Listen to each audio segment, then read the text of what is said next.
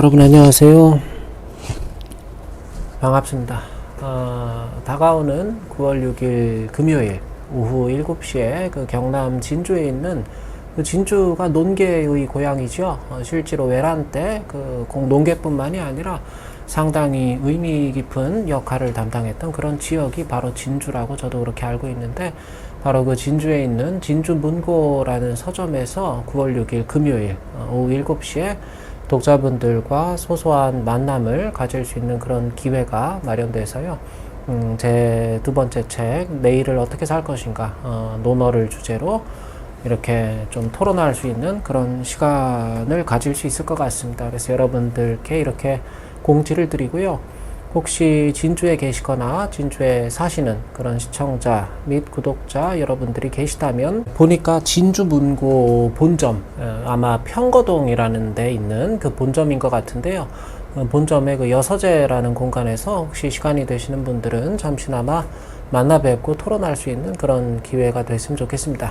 저희가 채널 커뮤니티에도 그 리플렛을 올려놓겠습니다. 그리고 또 진주문고 그 누리집에 들어가 보시면 그 홈페이지를 순우리말로 누리집이라 그러더라고요. 저도 얼마 전에 알았는데, 진주문고 누리집에 들어가 보셔도 그 일정이나 세부 사항이나 이런 거에 대해서 또 보니까, 저도 이제 살펴보니까 저 말고도 또 다른 멋진 작가님들, 그런 분들이 함께 하시는 프로그램이 이제 많이 개설되어 있더라고요. 진주에 이제 그런 또 훌륭한 이렇게 서점이 있는지 몰랐습니다. 요새는 제가 제 인생을 이렇게 쭉 한번 돌이켜보면서, 물론 이제 감사한 분들이 무척 많았죠. 지금 제 이야기를 이렇게 들어주시는 저희 제갈건 채널의 시청자, 구독자 여러분들도 다 감사한 분들이죠.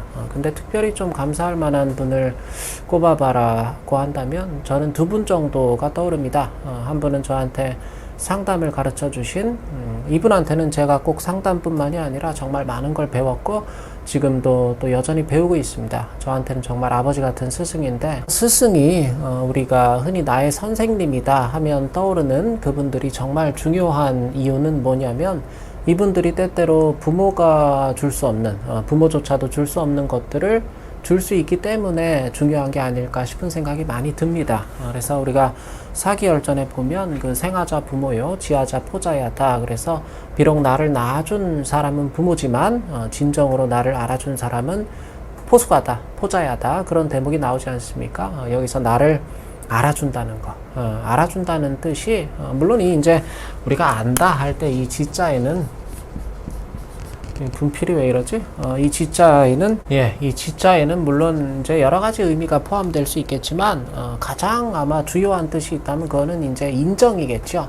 어떤 뭐 acknowledgement나 recognition이 아닌 어떤 accept, 그죠? 정말 이 accept, 정말 나의 모든 것을 기꺼이 수용받는 그런 어떤 일. 그래서 안타깝지만 우리 부모님들께서 의외로 이거를 잘 못하는 경우가 많아요. 저도 아이 키우는 입장이지만 이상하게 이게 내 새끼한테는 잘 안 되더라고요. 저도 그렇고 저희 집사람도 그렇고 매일같이 저희가 잠들기 전에 우리가 뭐 안 돼, 하지 마, 이 두 마디만은 절대 아이한테 하지 말아보자고. 아직 그럴 때가 아니라는 거죠. 저희 애가 이제 1살이니까. 근데도 어김없이 하루에 몇 번씩 뭐 집사람이고 저고 할 거 없이 안 돼, 하지 마, 이런 말을 하게 되는 것 같아요. 그리고 이상하게 아무튼 우리가 뭐 그런 말도 하지 않습니까? 금지는 강한 욕망을 낳는다, 그런 이야기도 하는데, 뭐 그래서 그런지는 모르겠지만 애도요, 저희 아이도 꼭 이상하게 그렇게 하지 말라는 것만, 안 된다는 것만 아무튼 좀 골라서 하는 경향이 있는 것 같아요. 좀 얄미울 정도로, 아직 1살밖에 안 된 애인데도. 그래서 이런 거는 아마 부모가 자식을 잘 모르기 때문일지도 몰라요. 실제로 부모는 자기 자식을 잘 모르는 경우가 많습니다. 자식이 부모를 잘 모르는 경우는 더 많겠죠. 이 말은 곧 무슨 뜻이냐면, 부모도 마찬가지고 자식도 마찬가지고 서로가 서로에게, 그죠? 상대방이 내 마음을 다 알 것이다. 왜냐면 내 부모니까, 나를 낳아준 부모니까, 왜냐면 내 자식이니까, 내가 낳은 자식이니까 서로가 서로의 마음을 자연스럽게 당연히 알 것이다 하고, 이 세상에 당연한 건 없는 거잖아요. 근데 그런 기대를, 당연히 알 것이다 하는 기대를 지나치게 하지 않는 게 아마 서로의 관계에 더 이로울 수도 있다는 그런 말인지도 모르겠어요. 그래서 지나친 기대는 대체로 어떻게 귀결이 되는 경우가 많은가 하면 지나친 실망으로 돌아오게 되는 경우가 많습니다.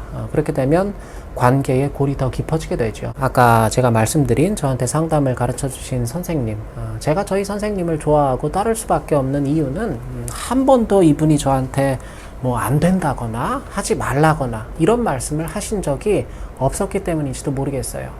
늘 저의 어떤 무언가가 아니라 제가 가진 어떤 조건이나 상황이나 이런 게 아니라 그분이 뭐가 아쉬워서 한참 어린 자식벌 되는 저한테 뭘 바라시겠어요. 근데 그냥 그분한테는 항상 제 존재 자체를 인정받고 있다는, 내가 저분에게 그냥 온전하게 내 존재 자체가 받아들여지고 있다는 그런 느낌을 저한테 주셔왔고 지금도 주시고 계시는 것 같아요. 그리고 저한테 뭘 시키지도 않아요. 선생하고 제자 사이는 대개 언제부터 멀어지기 시작하냐면 선생이 제자한테 뭘 시키기 시작하면서부터 금이 가기 시작하는 경우가 많은 것 같아요. 저도 이렇게 주변을 보고 그러면 뭘 좀 가져오라는 그런 아주 사소한 것부터 시작해서 이번에는 네가 내 논문 좀 대신 쓰라는 그런 아주 막말로 지랄 같은 것들에 이르기까지. 근데 저희 선생님께서는 저한테 아무것도 시키질 않으세요. 때때로 어떤 부탁을 하시는 경우는 있어요. 그것도 아주 조심스럽게 네가 내키지 않으면 하지 않아도 얼마든지 괜찮다고 하시면서 그리고 그 진심이 느껴지도록 그냥 뭐 그럴 수 있잖아요. 뭐 하고 싶지 않으면 하지 말라고 하지만 그게 협박처럼 들릴 수도 있는 거잖아요. 근데 정말 진심으로 네가 내키지 않으면 하지 않아도 좋다. 그런 식으로 괜찮다. 그런 식으로. 그럼 제가 그런 상황이 오면 어떤 마음이 드냐면 설령 좀 내키지 않더라도 있죠. 그냥 해드리고 싶어요. 그 어떤 금지도 억압도 강제도 강요도 없는 그런 스승. 저는 공부를 시키는 선생님이 좋은 선생님이라고 생각하지 않아요. 시켜서 할 아이 같았으면 대개는 안 시켜도 그냥 지가 알아서 해요. 안 시켜서 안 할 아이 같으면 대개는 시켜도 안 합니다. 그래서 아마 저희 선생님께서는 제가 이제 박사고 뭐고 그냥 공부를 관두겠다고 해도 그냥 그러라고 하실 것 같아요. 네가 그게 행복하다면 그렇게 해라. 그 가지고 뭐 대수냐고. 실제로 뭐 모르겠습니다. 제자니까 듣기 좋으라고 해주시는 말씀인지는 잘 모르겠지만 가끔 그런 말씀도 해주시고 그래요. 내가 본 웬만한 박사들보다 네가 훨씬 낫다고. 그럼 제가 어떤 마음이 드냐면요. 박사들을 무시하는 마음이 아니라 우리 선생님한테 한없이 고마운 마음이 들죠. 근데 많은 선생님들이 어떻게 하시냐면은 조금이라도 내 위치가 무시받을 수 있겠다 싶은 그런 말과 행동은 무척 조심하면서 꺼내지도 않고 하지도 않아요. 어쩌면 그게 더 존경받고 감사받을 수 있는 유일한 길인데도 그걸 안 하려고 그러시는 분들이 많더라고요. 두 번째로 제가 좀 많이 감사한 분은 이제는 다른 성당으로, 다른 본당으로 떠나가신 저희 본당 이제 성당의 신부님인데 제가 저희 아이 가지고 나서 제 세 번째 책, 그 현명한 사람 삶의 무게를 분산한다, 거기도 이렇게 자세하게 좀 써놓은 내용이지만 저희 아이 가졌을 때 이제 머리에 뭐가 이렇게 안 보인다 그랬을 때 저는 좀 뭐랄까요, 진짜 살면서 이렇게 뭐 남들한테 가족끼리도 부탁이라는 걸 해본 적이 거의 없었던 것 같아요. 우리가 왜 아쉬운 소리라 그러잖아요. 저는 그런 거를 해본 적이 거의 없었던 것 같아요. 다른 사람한테. 근데 이거는 어떻게 보면 제 성격적인 결함일 수도 있습니다. 아니면 저도 모르게 언젠가 제가 살면서 굉장히 심하게 거절당했던 그런 경험이 저한테 어떤 내재돼 있을 수도 있는 거죠.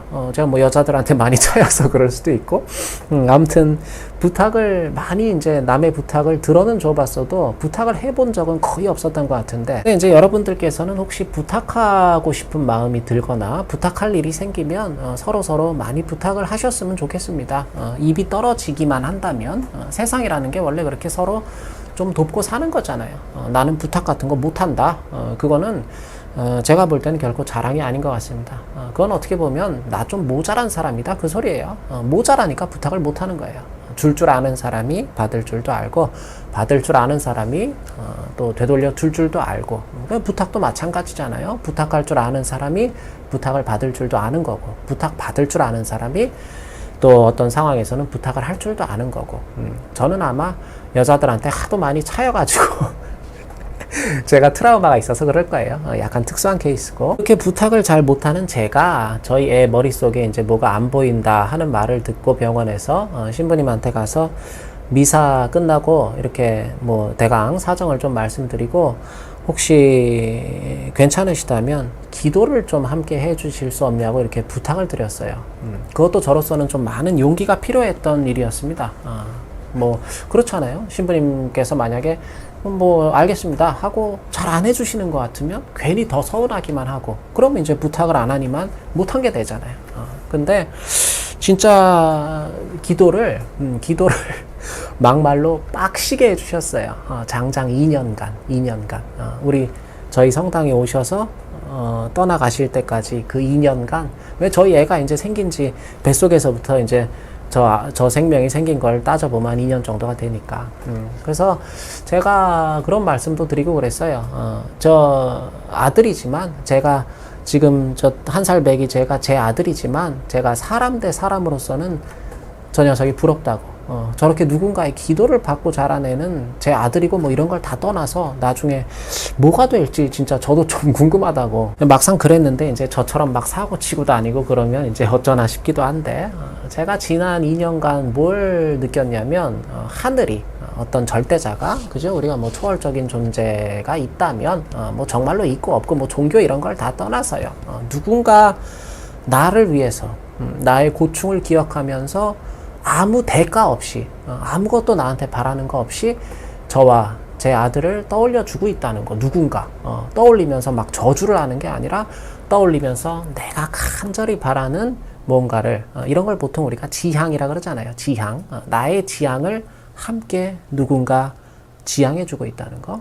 저는 그게 삶에서 그렇게 큰 힘이 되는 일인지를 처음 알았어요, 이번에 살면서. 우리가 이 기도라는 거는 말 그대로 이제 보통 이렇게 손을 모으고 기도를 많이 하는데 아무튼 이 기도라는 게 말 그대로 바라고 원한다 그런 뜻이잖아요. 그게 뭐 잘 먹고 잘 사는 일이 됐든 뭐 시험 합격이 됐든 뭐 건강이 됐든 되게 이제 좋은 쪽으로 뭐 저 죽고 싶으니까 저 빨리 죽으라고 함께 기도합시다 뭐 하는 거는 이제 그런 기도는 같이 힘을 합쳐서 어떻게 보면 하늘을 노하게 만드는 그런 기도고 그건 저주죠, 저주. 아무튼 누군가 날 떠올리며 나의 지향을 함께 지향하고 있다는 게 그거는 뭐 어떻게 돈으로 환산할 수가 없는 그런 어떤 용기와 위로 그리고 격려와 희망을 주더라고요.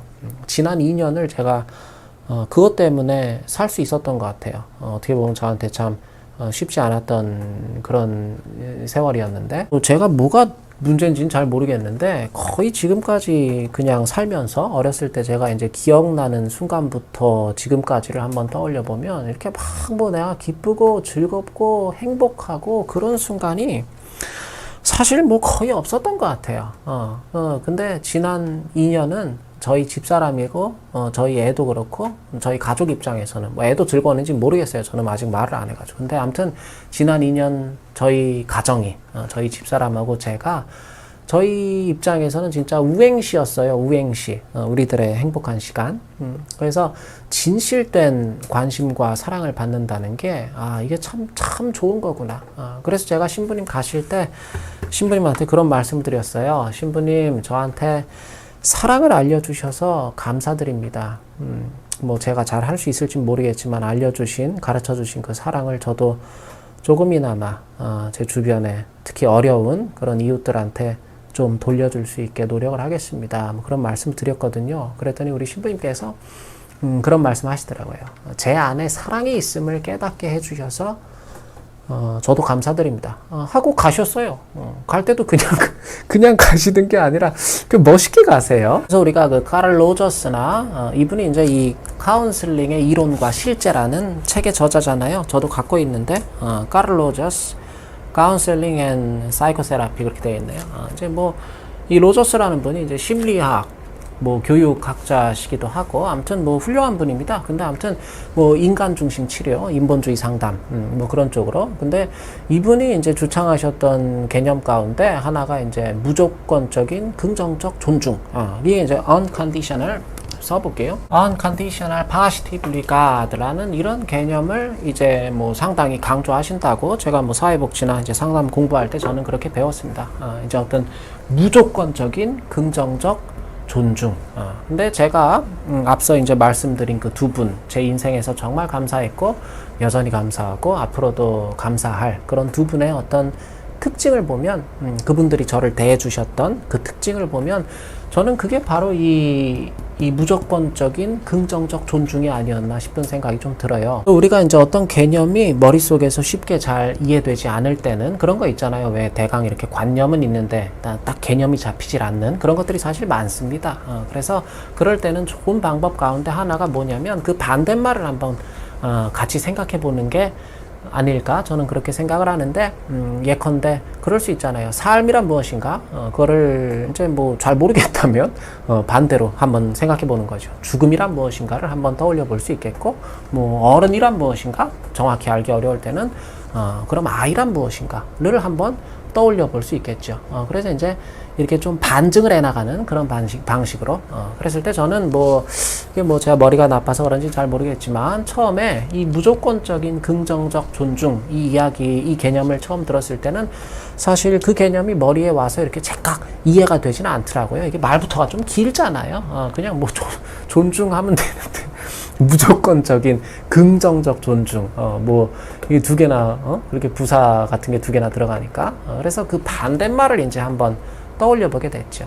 그랬더니, 이 무조건적인 긍정적 존중의 반대말은 조건적인 부정적 무시가 되더라고요. 존중의 반대말로는 여러 가지가 제시될 수 있겠죠, 물론. 근데 그 대표적인 게 무시잖아요. 존중의 반이어다, 그러면. 그래서 굳이 영어로 치자면, 이게 어째 서구적인 개념이고 그러다 보니까 뭐든지 원어로 보면 좀 더 깊은 이해를 할 수 있는 건 사실이잖아요. 그랬을 때 어떤 조건적인 부정적 무시다, conditional, 상반되는 개념은 이렇게 되는 거죠.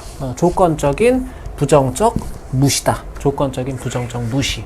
그래서 저희가 사회생활하거나 인간관계를 맺어 나가다 보면 꼭 사회생활이 아니더라도 그냥 모든 어떤 관계라는 게 가정 속에서, 그죠? 부모 자식 사이도 마찬가지고요. 반드시 이게 반드시 모든 일에 그렇게 하는 사람이 없겠지만 대개 이렇게 좀 조건부를 선호하시는 분들도 분명히 계신 것 같아요. 어떤 if로 시작하는 영문법에서는 우리가 가정문이라 그러는. 근데 사실 가정문이라는 거는 현실에 적용하기가 어려운 거죠. 왜냐하면 현실에 가정은 있을 수 없는 거니까. 대개 가정이라는 것은 조건부를 이야기한다고 봐야 됩니다. 그래서 우리가 그 가정문을 갖다가, 그죠? 그 conditional sentences라 그러잖아요. 그러니까 if I were you 라는 것도 만일 내가 너라면 이라는 게 이게 그 말이잖아요. 만일 내가 너의 조건과 어떤 너의 상황에 있다면 정도에 불과할 뿐인 거지, 진짜로 네가 될 수는 없는 거잖아요. 아무리 상상 속에서라지만, 가정이라지만. 만일 네가 이러저러하게 한다면 나도 이러저러하게 하겠다, 해주겠다. 만일 너에게 이러한 조건이 갖추어져 있다면, 아니면 앞으로 갖추게 된다면 네가 이런 조건을 나도 한번 생각해보겠다. 네가 이렇게 하면 나도 이렇게 할게. 그런 식으로 매사. 아무튼 그렇게 조건부를 이렇게 좀 좋아하시는 분들도 분명히 계시긴 한 것 같아요. 습관적으로 그렇게 말씀하시는 어떤 습관적인 걸 수도 있겠지만은. 근데 아무튼 그런 조건부라는 거는 아까 제가 말씀드린 이거, 무조건적인 긍정적 존중. 여기서 무조건, 긍정적 존중, 이 3원칙에는 위배되는 것 같다, 그런 이야기죠. 조건부라는 거는 뭐가 문제냐면 대개 그 책임을 내가 아니라 남에게 돌리게 되기 때문에 그게 조건부가 좀 위험하게 될 수 있는 게 아닌가 싶어요. 네가 이렇게 하면 나도 이렇게 할게 라는 말은, 바꿔 말하면 어떻게 되냐면 내가 이렇게 못한 거는 네가 그렇게 안 했기 때문이야. 그 책임의 소재가 늘 내가 아니라 남에게 있게 된다, 그런 이야기죠.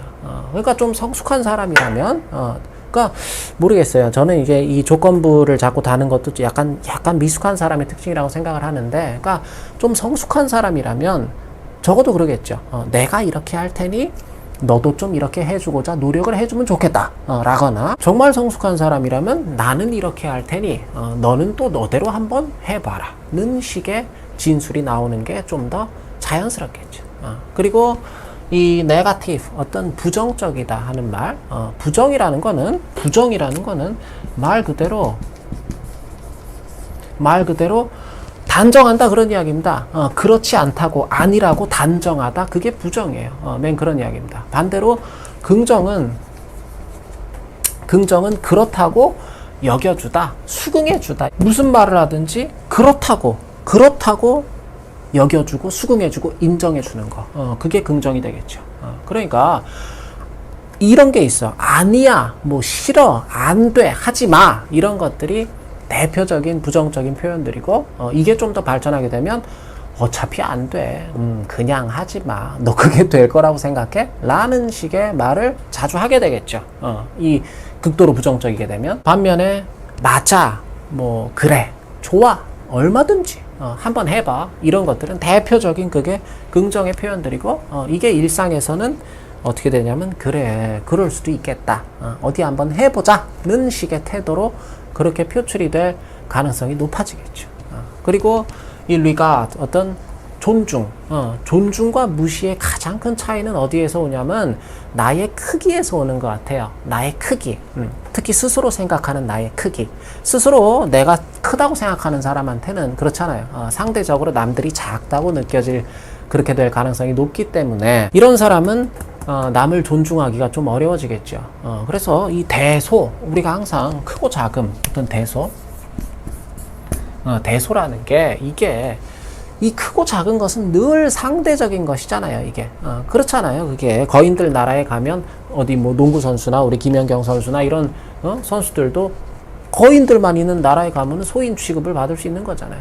소인들 나라에 가면 난쟁이도 거인 취급을 받게 될 수가 있겠죠. 그래서 장자 같은 사람들이 어떤 이야기하는, 이게 뭐 정확히는 이제 곽상이나 이제 그런 후대 장자 주석가들의 이야기지만 어떤 소대지변이다 그런 말 한단 말이에요. 소대지변이다.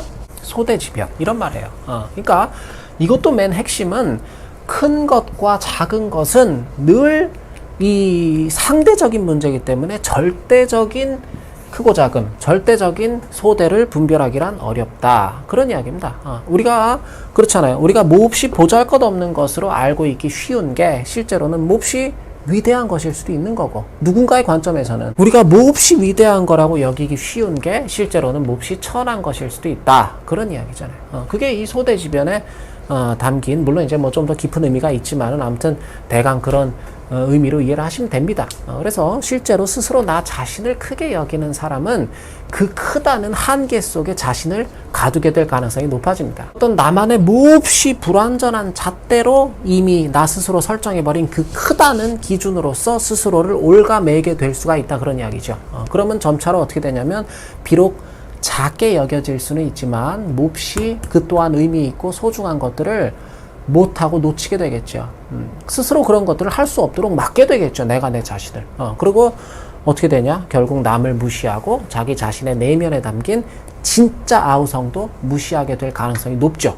갇혀 있으니까. 크다는 그 어떤 한계에 갇혀 있는 거야. 반대로 남을 존중하는 사람은 무작정 자기가 작은 사람이 그게 남을 존중하는 사람이 아니라 때에 따라서 자기가 작아질 수도 있는 사람이 아닌가 싶어요. 나의 작음을 받아들일 수 있는 사람, 비록 작은 나지만 이런 나라도 귀하고 소중하게 여겨줄 수 있는 사람, 그런 사람은 자연스럽게 어떻게 되겠어요? 남들도 귀하고 소중하게 여길 줄 알게 됩니다. 그래서 제가 지금 말씀드린 것들을 좀 종합해보면 무조건적인 긍정적 존중의 그 의미를 좀 우리가 조금 더 구체적으로 와닿을 수 있게 도출해 볼 수 있지 않겠나 싶어요. 조건을 달지도 않고 unconditional, 그리고 책임을 남에게 전가하지도 않으며 좋아, 그럴 수도 있겠다, 어디 한번 해보자 하는 마음가짐으로 비록 작은 나라도 엄청나게 막 특별하고 그렇지 않은 나라도 우리 모두는 사실 특별해요. 세상에 나랑 똑같은 사람이 단 하나도 없다는 것만으로도 우리 모두는 사실 특별합니다. 어쨌든 뭐 작은 나라도 내가 느끼기에 비록 작은 나라도 그런 나라도 귀하고 소중하게 여길 줄 아는 사람, 그게 무조건적인 긍정적 존중이 뭔지를 알고 또 실제로 실천할 수 있는 사람이 아닐까 싶은 생각이 많이 들고요. 결국 이 무조건적인 긍정적 존중의 핵심은 다름을 차별이 아닌 차이로서 그렇게 받아들일 수 있는, 그렇잖아요. 상호 존중을 전제로 한 그런 다름은 어디까지나 차이가 돼요. 근데 상호 무시를 전제로 한 그런 다름은 곧 그걸 차별이라 그러는 겁니다. 차별은 말 그대로 다름을 틀리다고 여기다 그런 이야기예요. 다름을 틀림으로 여기다. 그래서 이제 제 삶에서 감사한 분들을 이렇게 떠올려 봐도 그렇고요. 우리 각자도, 우리가 뭐, 저희가 어떤 일을 할 때 뭐 꼭 누군가로부터 감사를 받거나 내가 어떤 뭐 보상을 바라고 하늘이 상을 줄 거라고 뭐 그런 거 바라고 하는 거는 아닐 수도 있지만, 뭐 그런 걸 바라고 한다면 그거는 뭔가 동기가 오염된 거겠죠.